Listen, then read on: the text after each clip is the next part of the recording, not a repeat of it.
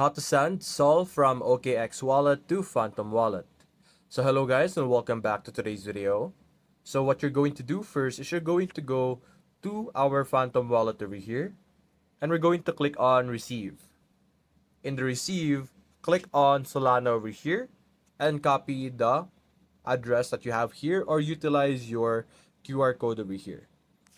After that, go back to our OKX over here and we're going to click on send, or we could actually try and click on Sol over here and click on send and simply paste here your receiving address, click on confirm, and you should simply enter how much Sol do you want to send from OKX Wallet. So for example 5 of course, and you should be able to send easily by clicking on confirm. Also ensure that you have enough extra for the traffic cost. And that's basically how you will be able to send Sol from OKX Wallet. If you enjoyed this video, leave a like and subscribe. Thanks for watching.